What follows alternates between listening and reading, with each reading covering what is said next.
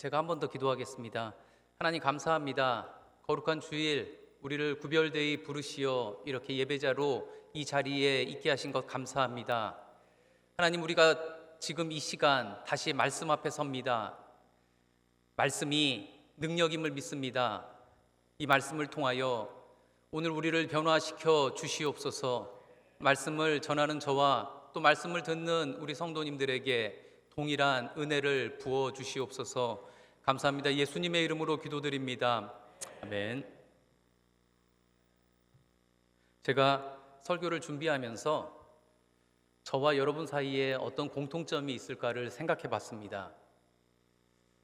여기 계신 모든 성도님들은 남성도 계시고 여성도 계시고 또 우리 사이에 많은 어떤 차이들이 있잖아요. 사회적으로 또 경제적으로 여러 다양한 역할들 또 책임들도 다를 거라고 생각합니다. 그럼에도 불구하고 지금 이 시간 우리가 함께 모일 수 있었던 이유는 무엇일까를 생각해 봤습니다. 아까 오전에 일부 예배 때 우리 성가대 쪽에서 제가 공통점이 뭐냐고 여쭤봤더니 한 성도님이 하나님의 자녀라고 대답해 주셨는데요. 맞습니다. 제가 말씀을 준비하면서 제 머릿속에 첫 번째로 들어온 공통점은 그리스도인이라는 겁니다. 저는 그리스도인입니다. 여러분도 그리스도인이십니까? 우리가 그리스도인이라고 우리 스스로를 고백할 수 있기 때문에 지금 저와 여러분이 함께 하나님께 영광을 올려드리기 위해서 이 자리에 있을 수 있다고 생각합니다. 여러분, 그리스도인은 누구입니까? 안디옥 지역에 그리스도인이라 불리던 사람들이 있었습니다. 그 사람들은 누구였을까요? 그들이 가지고 있었던 독특함, 특별함은 무엇이었을까요? 무엇이 그들을 공동체 밖의 사람들과 구별되게 만들었을까요? 여러분은 어떤 사람을 그리스도인이라고 생각하십니까? 교회 다니는 사람, 착한 행동을 하는 사람, 정의로운 사람, 희생과 봉사가 몸에 배어있는 사람, 그리스도인이 누구인지에 대해서는 우리는 그리스도인이라는 단어 속에서 답을 찾을 수 있어야 합니다. 우리가 가지고 있는 독특함과 차별성, 그리고 행동 양식을 결정하는 근거이자 기준이 그리스도이시죠. 그리스도인은 그리스도에게 속한 사람을 이야기합니다. 그리스도에게 속한 사람은 그리스도의 삶과 가르침을 따라 사는 사람을 말합니다. 그리스도를 따르려고 했던 사람들, 그리스도의 삶과 가르침을 배워 실천하려고 했었던 사람들이 2000년 전 안디옥 지역에 모여 있었다는 겁니다. 그들은 당시의 사람들과 구별되기에 사람들은 그들을 그리스도인이라 불렀습니다. 여러분, 그리스도 없는 그리스도인 상상하실 수 있습니까? 성경에서 가장 그리스도인이 되고 싶었던 사람이 누구였을까요? 가장 그리스도인이 되고 싶었던 사람, 더 좋은 그리스도인이 되고 싶었던 사람. 이 질문을 저 스스로에게 던져놓고 가장 먼저 떠오른 대답은 사도 바울이었습니다. 고린도전서 11장 1절에 보면요, 내가 그리스도를 본받는 자 된 것 같이, 내가 그리스도를 본받는 자 된 것 같이 너희는 나를 본받는 자가 되라, 이렇게 말씀합니다. 나를 본받으십시오 라고 자신 있게 말할 수 있는 바울의 삶도 존경스럽지만 전 그것보다 그가 예수를 인생의 목표로 삼고 그를 닮기 위해 몸부림쳤다는 사실이 더 존경스럽습니다. 우리 함께 고백해 볼까요? 내가 그리스도를 본받는 자 된 것 같이, 내가 그리스도를 본받는 자 된 것 같이 이 표현은 에베소서 4장 13절에도 다른 표현으로 등장합니다. 우리가 다 하나님의 아들을 믿는 것과 아는 것에 하나가 되어 온전한 사람을 이루어 그리스도의 장성한 분량이 충만한 데까지 이르리니, 그리스도의 장성한 분량이 충만한 데까지 이르리니, 이것이 우리 신앙생활의 목표이자 방향이어야 합니다. 지금 수련회 기간이죠. 청년부 수련회 광고 재밌게 보셨을 줄 믿습니다. 여러분, 왜 수련회를 합니까? 왜 해야 합니까? 왜 여름 성경 학교가 중요합니까? 청소년부 수련회가 왜 중요합니까? 여러분, 매주일 왜 교회에 나오십니까? 누군가 여러분에게 왜 그렇게 열심히 신앙생활 하냐고 물어본다면 여러분, 무엇이라고 대답하시겠습니까? 성경은 우리에게 답을 제공해 줍니다. 그리스도를 본받기 위해서, 그리스도의 장성한 분량이 충만한 데까지 이르도록, 이것이 저와 여러분이 신앙생활하는 이유이자 신앙생활의 방향이어야 합니다. 여러분, 그리스도인은 어떻게 살아야 할까요? 여러분은 그리스도인으로서 어떤 삶을 살고 싶으십니까? 제가 겪어본 교회 다니는 분들은 대체로 선량하고 착하셨습니다.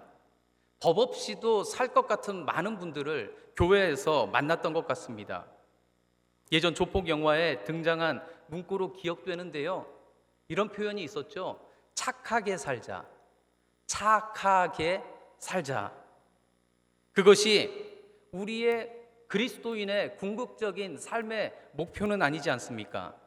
그렇다면 우리의 목표는 무엇이어야 할까요?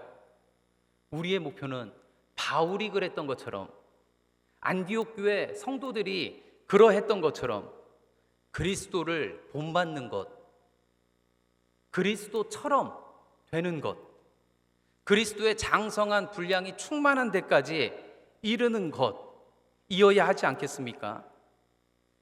그리스도인이 되기 전 바울이 어떤 삶을 살았는지는 여러분 잘 아실 겁니다. 만약 여러분이 바울이 예수님을 만나기 전에 여러분이 바울을 만났다면 여러분은 그리스도인이라는 이유로 큰 곤욕을 치르셨을지도 모릅니다. 사도행전 9장에 보면 바울의 간증 이야기가 나오죠. 바울의 회심 기사가 사도행전 9장에 등장합니다. 2절에 보면요, 바울이 무엇에 열심이었는지를 2장이 말해주는데요, 다메섹 여러 회당에 가져갈 공문을 청하니 이는 만일 그 도를 따르는 사람을 만나면, 그 도를 따르는 사람을 만나면, 예수님을 따르고 쫓는 사람을 만나면 남녀를 막론하고 결박하여 예루살렘으로 잡아오려 함이라. 여러분 잘 아시는 것처럼 바울은 여러분이 존경하고 좋아하는 스데반 집사님의 순교 현장에도 바울은 그 자리에 있었습니다. 바울이 그리스도의 도를 따르는 사람들을 쫓아가던 길에 예수님을 만나죠.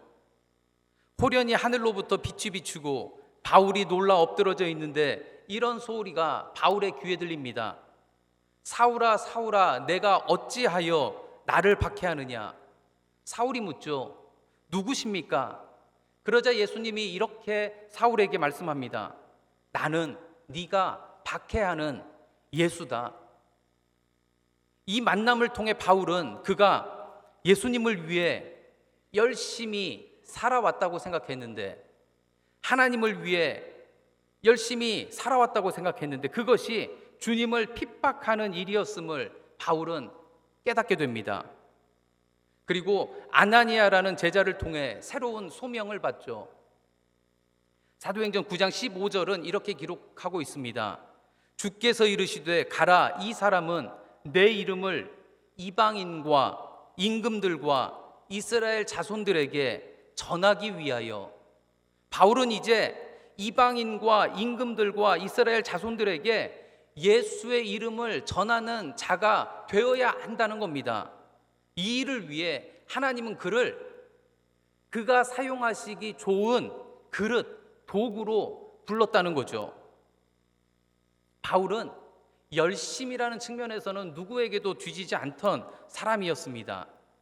사람들에게 인정받았을 뿐만 아니라 율법적으로도 의로운 행동을 하는 사람이라고 자타가 공인했습니다. 그런데 예수님 보시기에는 그의 믿음과 행동이 옳지 않았다는 거죠. 바울이 하나님을 몰랐을까요? 바울이 하나님의 말씀을 몰랐던 사람입니까? 우리가 잘 아는 것처럼 성경이 이야기하고 있는 것처럼 바울은 하나님도 알던 사람이고 율법에 정통했던 사람입니다. 그런데요, 하나님의 최고의 선물이신 예수님, 그 예수님을 통하여 하나님이 우리에게 부어주신 그 은혜를 바울은 몰랐습니다. 바울은 자신이 믿고 자신이 해야 할 일을 해야 한다고 생각했던 겁니다. 바울은 자신이 하고 싶은 일에 최선을 다해 열심을 다했습니다. 자신이 옳다고 여겨지는 일을 했던 겁니다. 이것이 하나님이 원하시는 일을 하는 것과는 완전히 다른 것이죠. 예수님을 만난 직후, 예수님을 만난 이후 바울은 자신의 믿음과 행동이 잘못된 것임을 깨닫습니다. 그는 더 이상 자신을 증명하려 하지 않습니다. 대신에 바울은 자신을 부르신 하나님이 그에게 특별히 부어주신 부르심, 그 부르심을 증명하는 삶을 살아내기 위해 애를 씁니다. 바울은 그리스도를 핍박하던 사람에서 예수님을 따르는 그리스도인이 되었습니다. 그가 어떻게 그리스도인이 될 수 있었을까요? 이렇게 간증하는 분들을 종종 보아왔습니다. 제가 중학교 때, 고등학교 때 또는 청년 시절에 교회 여름 수련회에 참여해서 하나님을 만나게 되었다. 하나님이 부어주신 어떤 특별한 은혜를 경험했다.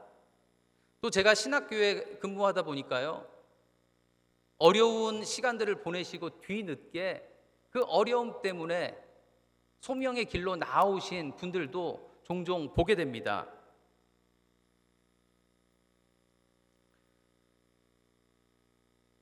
자신의 경험으로 하나님을 알게 되었다? 이 말이 맞는 말일까요? 틀린 말일까요? 맞는 말일 수도 있고 틀린 말일 수도 있습니다. 그런데요, 더 정확한 대답이 있죠. 요한복음 3장 20절은 이렇게 말씀합니다. 볼지어다 내가 문 밖에 서서 두드리노니 누구든지 내 음성을 듣고, 내가 문 밖에 서서 두드리노니, 내가 문 밖에 서서 두드리노니 누구든지 내 음성을 듣고 내가 문을 열면 내가 그에게로 들어가 그로 더불어 먹고 그는 나로 더불어 먹으리라. 은혜의 출발점은 내가 하는 체험, 내가 아는 지식, 내가 하게 되는 경험이 아니라 나를 찾아오시는 하나님이라는 겁니다. 바울도 같은 고백을 합니다. 사도행전 26장 14절에 보면요, 사도행전 26장에도 바울의 회심 이야기가 나옵니다. 여기에는 사도행전 9장에 등장하지 않는 다른 표현이 등장하는데요, 사도행전 26장 14절이 이렇게 말씀합니다. 우리가 다 땅에 엎드러짐에 내가 소리를 들으니 히브리 말로 사울아 사울아 내가 어찌하여 나를 박해하느냐, 가시채를 뒷발질하기가 내게 고생이니라. 가시채를 뒷발질하기가 내가 고생이니라. 사도행전 9장에 등장하는 26장에 등장하는 가시채는 마부가 말을 자신이 원하는 방향으로 이끌기 위해 사용하는 도구라고 합니다. 가시체를 뒷발질하는 것은 말이 마부의 의도를 거부한다는 거죠. 바울이 자신이 그랬다는 겁니다. 존 스토트 목사님은 바울의 회심 이야기를 이렇게 설명합니다. 사울의 회심은 갑작스럽지 않았습니다. 물론 하늘에서 갑자기 빛이 번쩍 비치고 사울이 갑자기 바닥에 엎드리고 예수님이 그에게 말씀하신 것은 사실입니다. 그러나 예수님이 이렇게 갑작스럽게 개입하셨을 때가 예수님이 처음으로 사울에게 말씀하신 때는 결코 아닙니다. 오히려 이 사건은 기나긴 과정 중에 절정입니다. 하나님은 바울이 회심하기 이전에도 그에게 찾아가 그가 마음의 문을 열기를, 그가 돌아오기를 기다리고 기대하셨다는 겁니다. 그러나 바울은 오랜 시간 가시체를 뒷발질해 왔다는 거죠. 하나님 보시기에 바울의 이런 거부, 이런 행동은 하나님 보시기에 고생이었다는 거죠. 저는 모태신앙인이자 교회학교 출신입니다. 어려서부터 성경 공부도 많이 했고 성경 대회 같은 데 나가서 수상을 한 경험도 있습니다. 각종 예배에 거의 빠지지 않고 나갔습니다.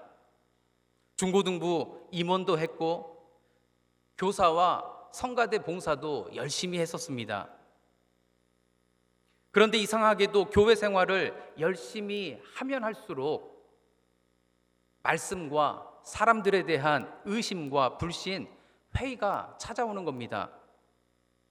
목회자 자녀로 태어나서 목회자 자녀로 살아가면서 어쩌면 저는 아버지 체면 때문에 교회 생활을 그렇게 열심히 했었는지도 모릅니다. 그렇게 신앙의 회의와 의심이 찾아올 때 하나님이 저에게 찾아오셔서 누가복음 15장의 이미지를 저에게 보여주셨습니다. 누가복음 15장에 누가 등장하죠? 지난주 손 목사님이 설교하셨죠. 그 본문입니다. 누가복음 15장의 둘째 아들, 우리가 돌아온 탕자라고 부르는 아들이 등장하죠. 그 아들을 이유 없이, 조건 없이 기다리시는 아버지, 그를 이전에도 사랑했고 지금도 사랑하고 있고 이후에도 사랑할 그 아들을 품에 안고 흐느끼셨을 그 아버지의 이미지가 저에게 찾아왔습니다. 저는 제가 예수님을 인격적으로 만나기 이전에 했던 그 경험들이 헛된 것이라고 생각하지 않습니다. 하나님은 지속적으로 제 마음의 문을 두드리셨던 거죠. 바울이 그랬던 것처럼 저도 오랜 시간 수없이 반복해서 가시체를 뒷발질했을지 모릅니다. 하나님 보시기에 얼마나 안타까우셨을지 모릅니다. 지금 우리 가운데 여전히 가시체를 뒷발질하고 계시는 성도님들이 계시다면 하나님이 여러분을 쫓고 계시는데요. 여러분의 마음의 문을 두드리고 계시는데요. 이제는 그분에게 덜미를 잡히는 은혜가 있기를 축복합니다. 하나님이 오늘도 문 밖에 서서 우리의 마음의 문을 두드리십니다. 우리가 해야 할 일은 그 문을 열어드리는 거죠.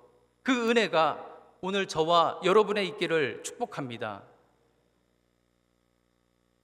여러분, 정체성이라는 게 있죠. 정체성은 나는 누구인가에 관한 질문입니다. 우리 모두는 이 질문에 대한 대답을 가지고 있고 때로는 이 질문에 대한 답을 찾기 위해 애쓰며 살아갑니다. 예전에 지나가다 우연히 들은 건데요. 교회에서 있었던 일입니다. 오래된 일입니다. 제가 교회 생활을 잘 못한 것 같습니다. 어느 분이 제가 지나가는데 어느 권사님에게 저분이 누구시냐고 묻는 겁니다. 그 권사님이 이렇게 대답하시는 것까지 제가 들었어요. 저분은 우리 교회 협동 목사님이십니다. 저는 영광교회 협동 목사입니다. 우리는 다양한 역할을 가지고 이 세상을 살아가죠. 바울도 그랬습니다. 바울은 사도였고요, 교사였고요, 선교사였고, 텐트메이커였고, 누군가의 동료였습니다. 저도 마찬가지입니다. 교회에 오면 사람들이 저를 목사라고 부릅니다. 제가 학교에 가면 학생들을 저를 선생님이라고 부릅니다. 가정에서는 저희 자녀들이 저를 아빠라고 부릅니다. 저는 누군가의 배우자이고, 누군가의 자녀이고, 누군가의 친구이고, 누군가의 동료입니다. 여러분, 이 역할들이, 우리가 가지고 살아가는 이 역할들이 따로 놀아서는 안 되죠. 바울이 어떤 현장에서는 사도였고 어떤 현장에서는 비그리스도인처럼 행동하고 그러지 않았을 겁니다. 정체성을 이야기하는 학자들 가운데 건강한 정체성을 형성하기 위해서는 그 정체성들을 묶어줄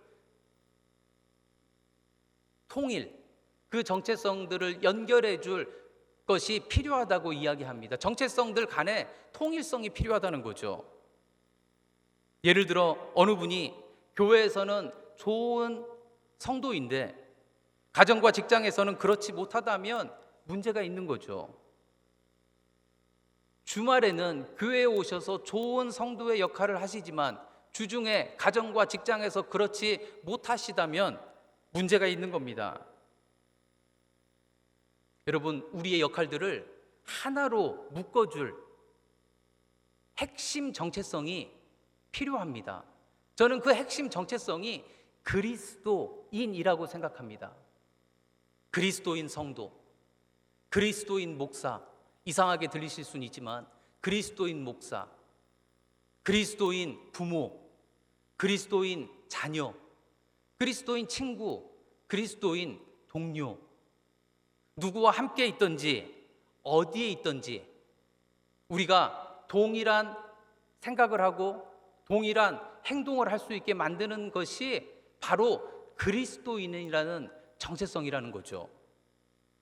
여러분, 일부 예배 전에 불렀던 찬양의 가사 중에요, 기억에 남는 가사가 있는데요, 이런 가사입니다.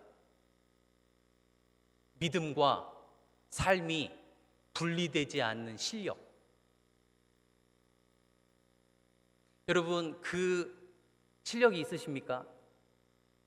여러분, TV 프로그램 중에 솔루션 프로라는 게 있습니다. 전문가가 투입이 돼서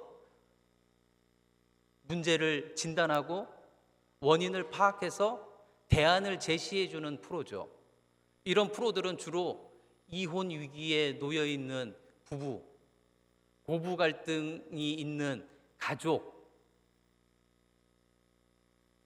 이런 대상들을 그런 분들을 대상으로 하는 프로그램입니다. 여러분, 실생활 그들이 살아가는 삶의 현장에 카메라를 설치해 놓고 그들이 어떻게 살아가고 어떻게 대화하는지를 적나라하게 보여줍니다. 여러분, 가정 문제니까 가정에 카메라를 설치해 놓고 가정의 모습을 많이 보여주겠죠. 가끔 이 턱하고 걸리는 그런 장면들이 나옵니다. 안타까운 장면들이 나와요. 그 촬영 현장에 거실에, 방에 이런 액자들이 걸려 있는 걸 보게 됩니다. 이 집의 주인은 주님이시라. 십자가 이미지. 교회에서 이렇게 신방 오셨을 때 목사님들이 교회가 선물로 주고 걸어놓는 그런 이미지들 있잖아요. 그런 이미지들을 볼 때는 좀 안타까움이 크게 느껴지더라고요. 그게 이런 거 아닙니까? 삶과 믿음의 괴리. 여러분, 우리에게 실력이 필요하다면 이런 실력이 필요한 거죠. 그리스도인이라는 핵심 정체성을 가지고 누구와 함께 있든지, 내가 어디에 있든지 동일하게 행동할 수 있는, 교회에서의 모습과 가정에서의 모습이 다르지 않은, 교회에서의 모습과 직장에서의 모습에 괴리가 없는, 우리에게 실력이 필요하다면 어쩌면 그 간극을 좁힐 수 있는 실력이 우리에게 요구되는 걸 겁니다. 바울이 그리스도인이 된 이후에 그에게는 고민이 없었겠습니까? 그도 정체성에 대한 고민을 끊임없이 했을 거라고 생각됩니다.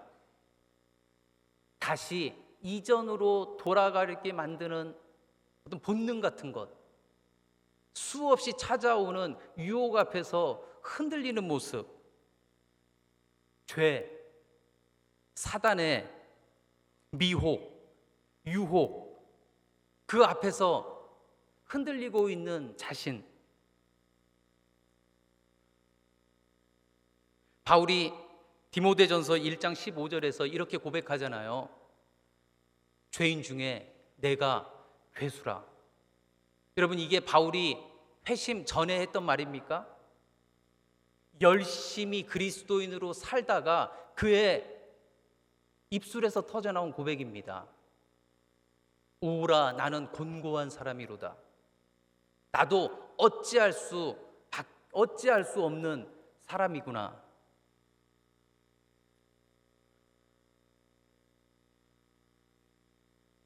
우리가 그럴 수 있는 사람이라고 인정하는 것, 바울이 그랬던 것처럼요, 우리가 그럴 수 있는 사람이라는 것을 인정할 수 있는 것도 은혜입니다.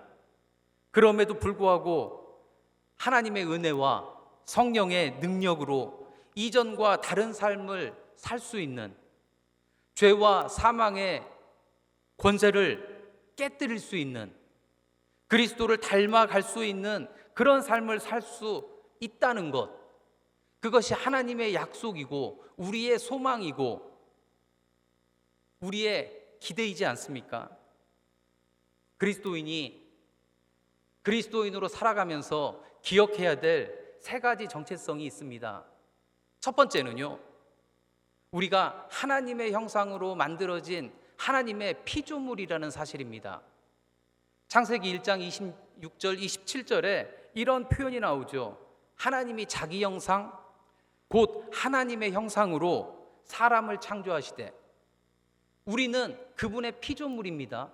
그분이 우리를 창조하셨는데 어떻게 창조하셨냐면요, 그분의 형상대로 우리를 창조하셨다는 겁니다.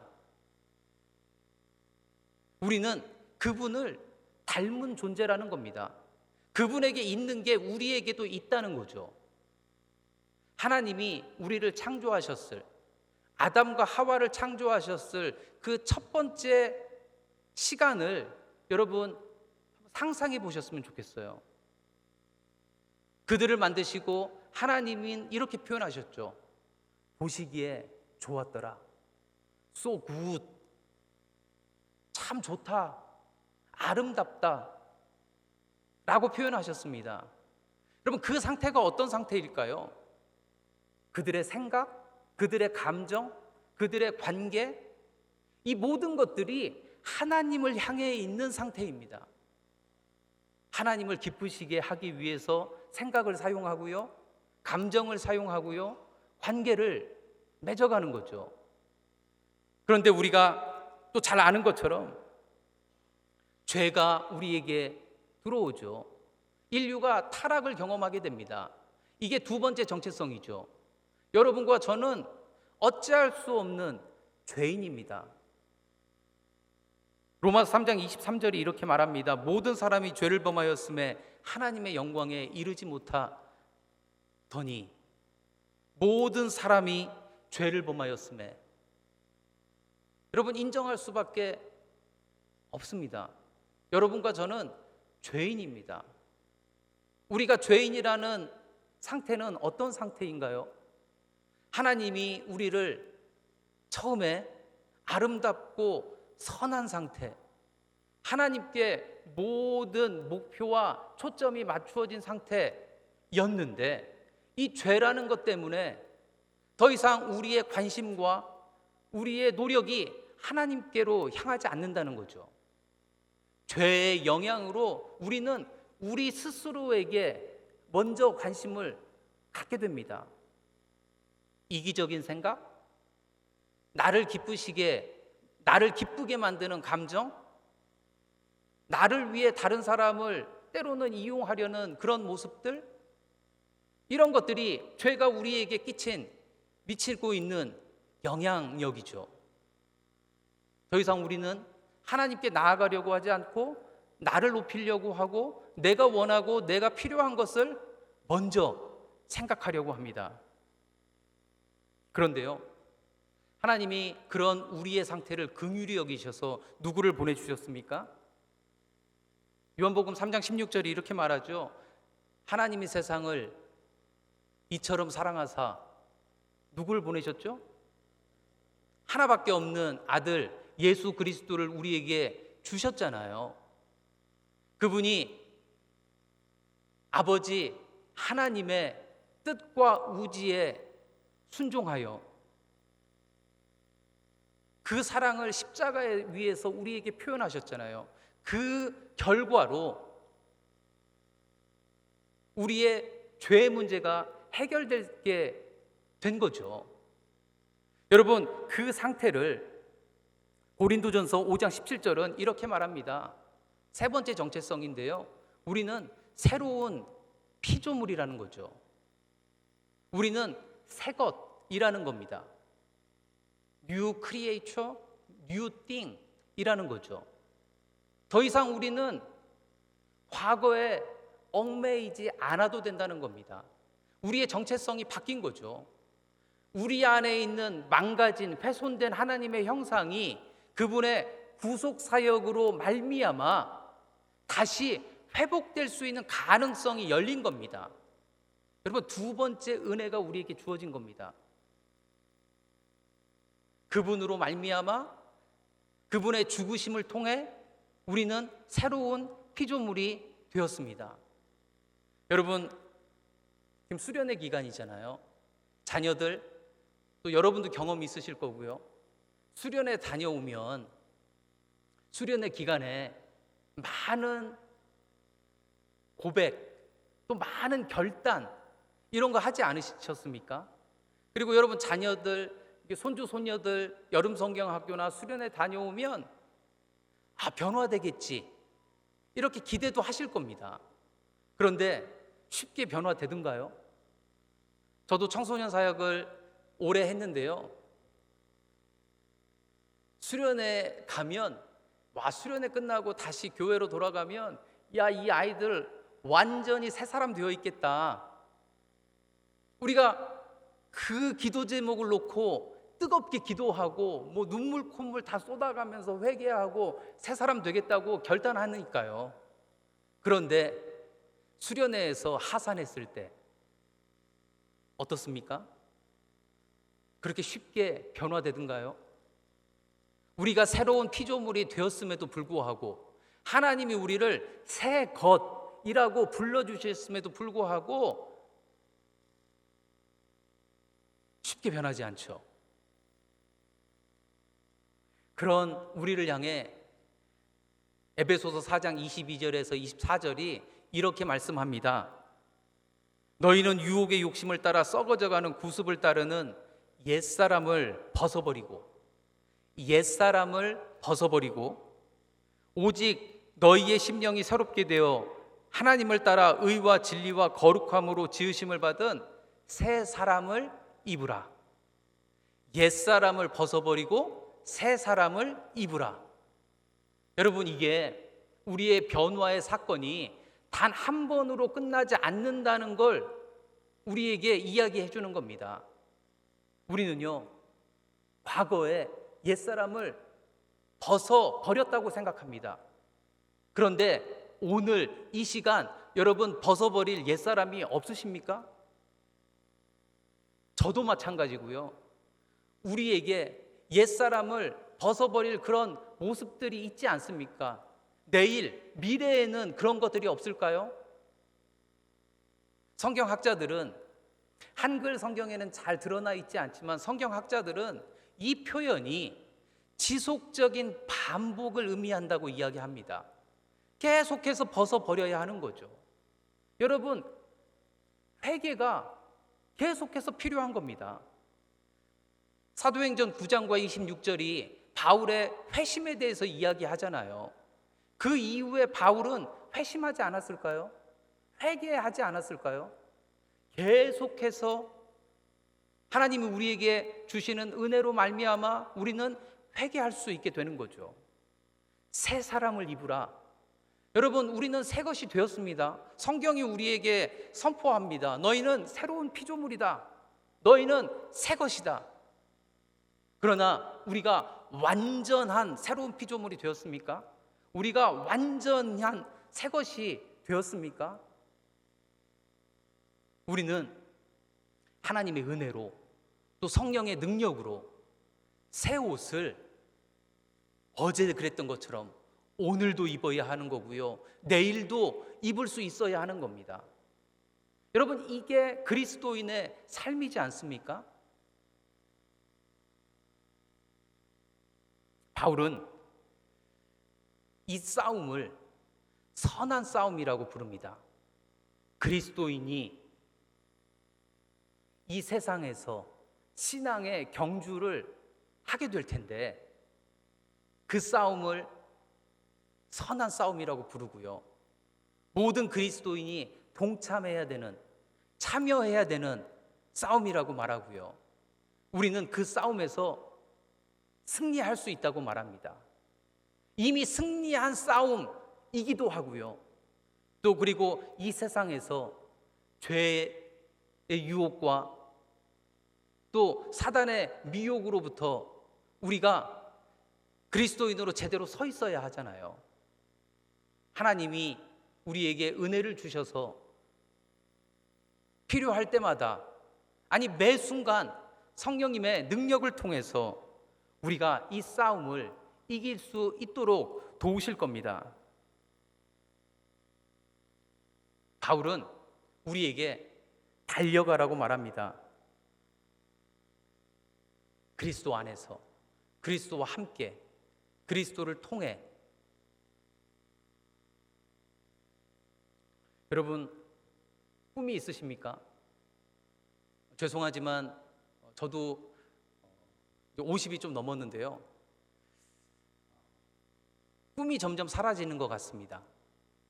제가 20대 때에는 꿈이 많았거든요. 30대에도 꿈이 많았습니다. 40대에도 꿈이 많았어요.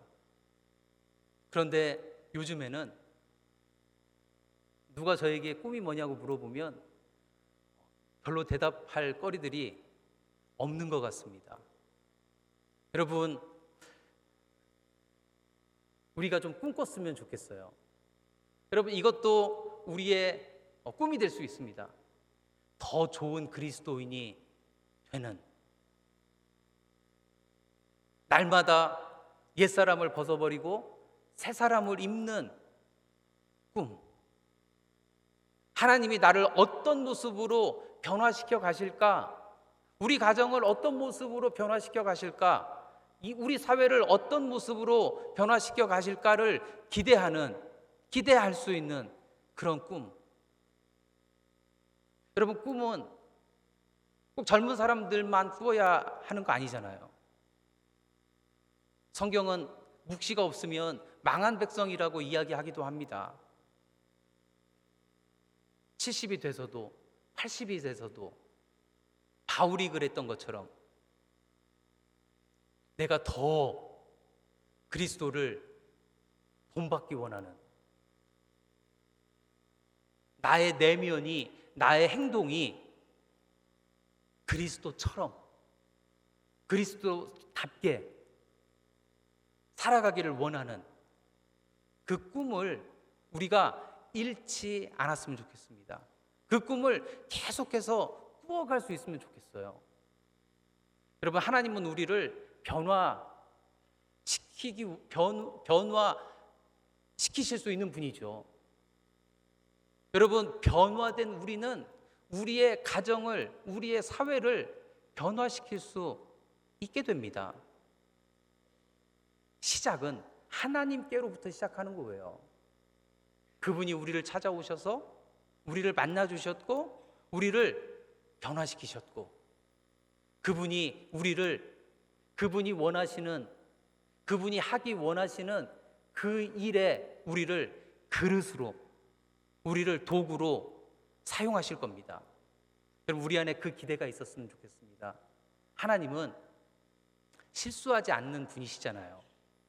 우리를 부르기 전에도, 우리를 부르시는 그 과정 중에도, 그리고 오늘 우리가 그리스도인으로 살기 위해서 몸부림치는 오늘 이 시간에도 하나님은 동일하게 우리에게 은혜 주시기 원하시는 분이고 우리를 응원하시는 분이고 우리가 승리할 때마다 함께 기뻐해 주시는 분이라는 사실을 기억했으면 좋겠습니다. 이 시간 우리 함께 찬양하며 고백하기를 원합니다. 이 시간 우리 다 함께 일어나서 결단의 마음을 가지고 이 찬양을 함께 불렀으면 좋겠습니다. 하나님 한 번도 나를 실망시킨 적 없으시고 언제나 공평과 은혜로 나를 지키셨네. 우리가 그리스도인 된 것도 그분의 은혜고요, 오늘 그리스도인으로 살아갈 수 있는 것도 그분의 은혜입니다. 그리고 내일 여전히 동일한 모습으로 우리가 그리스도인으로 살 수 있도록 하나님 우리에게 은혜 부어주실 줄 믿습니다. 우리 함께 이 찬양 고백하며 나아갑니다.